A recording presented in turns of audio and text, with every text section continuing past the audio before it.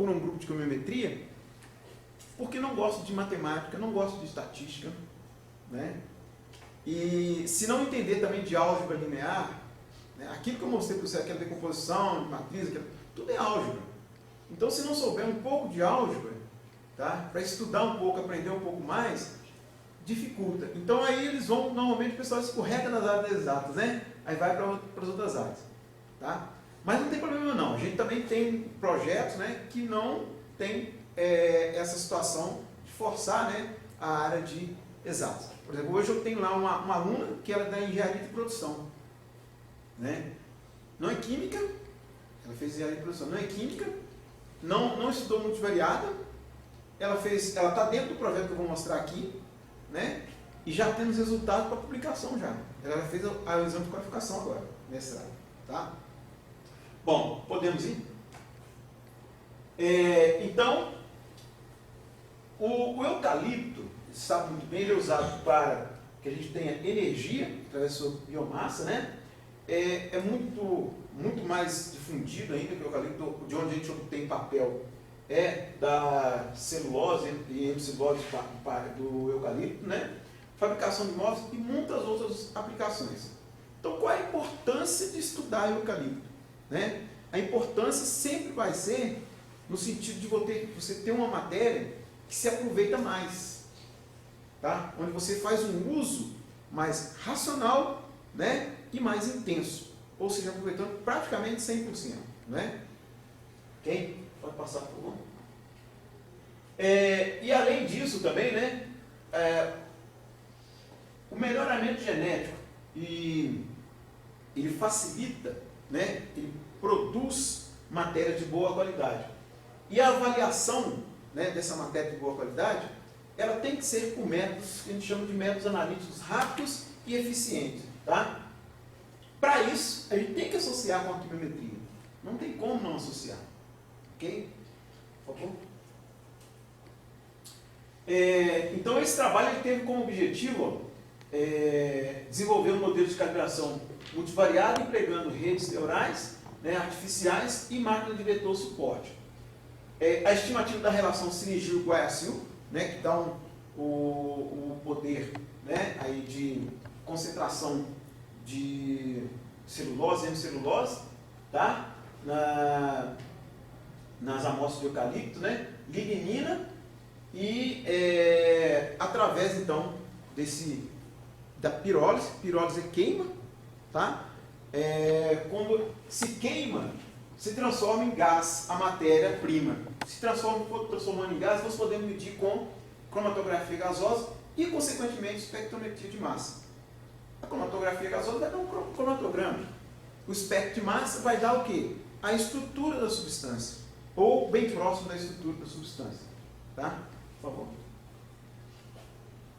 Então, foi usado amostras de madeira de clones adultos, né? E-grandes, dívidos E-grandes, urofila e híbrido natural de E-grandes. Os locais de coleta, né? Locais perto aqui, ó. Barão de Cocais, tá? Guanhães, Santa Bárbara e Ipaba, né? 3 árvores de cada, um dos 6 clones cultivados nas regiões, totalizando 72 amostras. Então, nós estamos trabalhando com 72 amostras. Como é que eu trabalho com 72 amostras usando univariado? Difícil, né? Já começou a complicar por aí. Tá?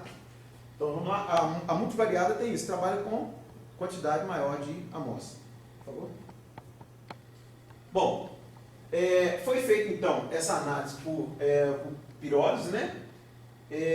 Usando um microfone Shimadzu, modelo acoplado a um cromatógrafo gasoso, espectro de massa, né? Shimadzu. É o equipamento que foi feito. Tá bom?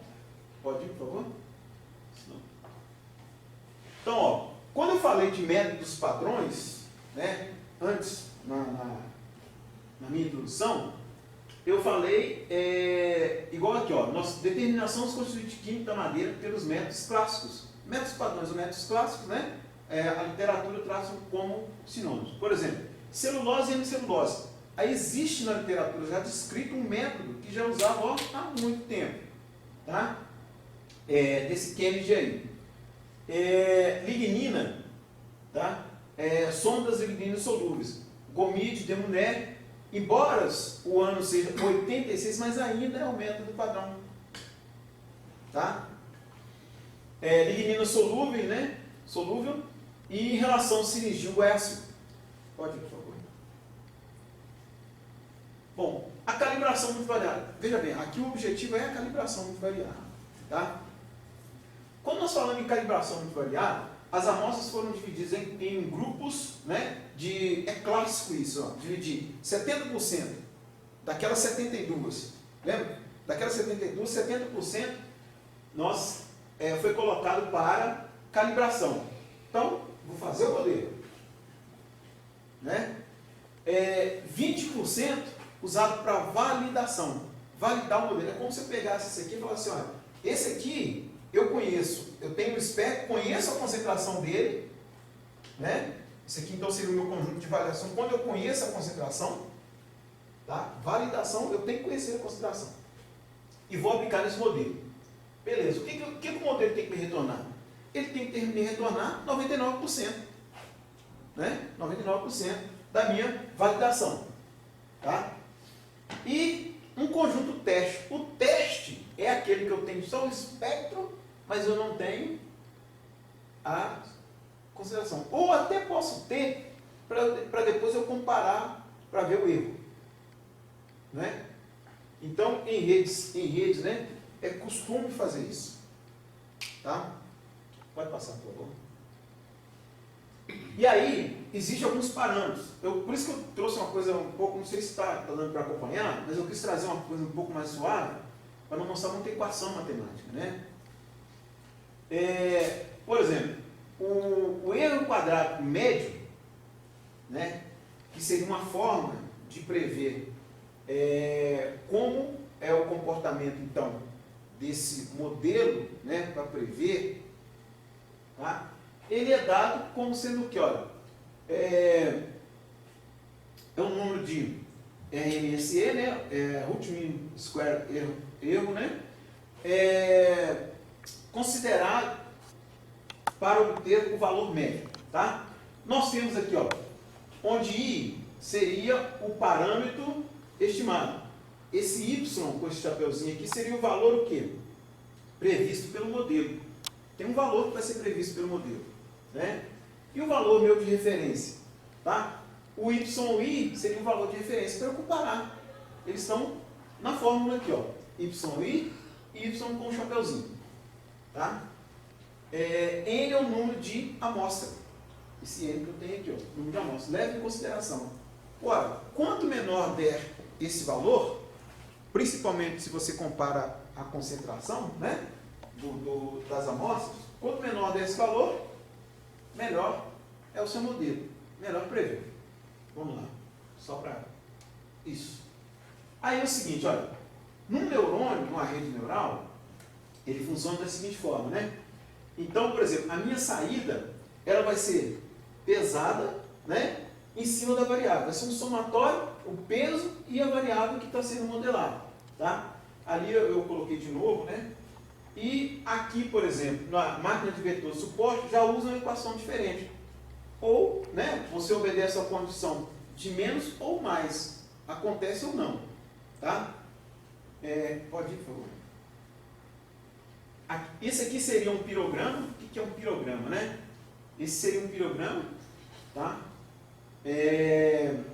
Mostrando aí, esses números aqui mostram os sinais de compostos que tem no material, tá? Pode passar, por favor. Aqui, ó, na calibração com redes neurais, foi feito o RM7, que é o erro padrão de calibração. Quando eu calibro isso daqui, eu uso essa mesma matriz e entro com ela. Essa mesma matriz que eu usava na calibração. Aí eu consigo ter um erro padrão de calibração. Tá? Ou seja, eu vou prever a própria matriz que eu usei para calibrar. Agora, eu posso também ter o erro padrão de validação, que é aquele que eu falei com vocês, né? Você tem o espectro, né, por exemplo, tenho a concentração conhecida, entro aqui no modelo e consigo prever aqui, né, as concentrações. Pronto. Aí eu consigo saber se o erro está bom ou se o erro está ruim. Ok? Então aqui tem essa variação, né? Por exemplo, no caso do erro padrão de calibração, né, usando, né, olha, número de neurônios na camada intermediária, naquela rede neural, numa rede neural, né? Quando eu uso aproximadamente 17 neurônios, então imagina a primeira camada, volta atrás, por favor, só um minutinho, volta, só mais um. Aqui, tá. Imagina a camada, essa aqui é a primeira camada, que vai ser igual ao número de variáveis. Aí na segunda camada, vou ter 18 bolinhas dessa daqui, interligando com a quantidade de variáveis que eu vou ter aqui, com a quantidade de neurônios, aliás, que eu vou ter na camada de entrada. Camada de entrada, camada escondida ou intermediária e camada de saída. Então eu vou ter 18 bolinhas aqui. Né? Pode passar? No meu modelo, né?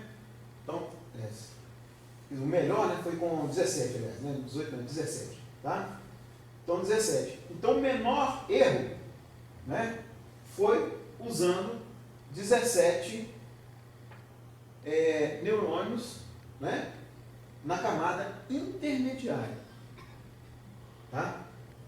Pode passar? Então com isso, né, agora, guardando essa informação, nós vamos ver o que aconteceu nas máquinas de vetor de suporte. Né? Na máquina de vetor de suporte, eu tenho o seguinte, olha, é uma relação também do erro padrão de validação, calibração, tudo junto, tá?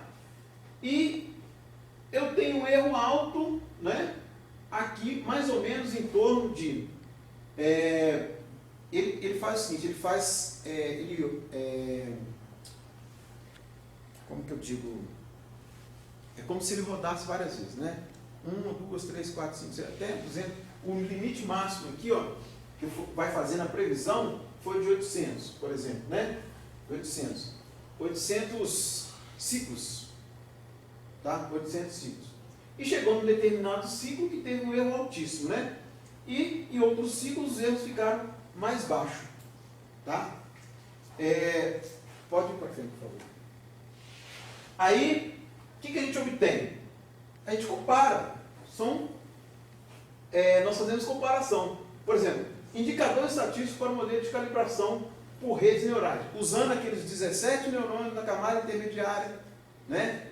Entrando com 70% das amostras para fazer a calibração, né? 20% para fazer a validação e 10% para fazer o teste, né? Só que cada amostra contém informação de celulose, hemicelulose, lignina e Sirigil-Guercil, relação Sirigil-Guercil.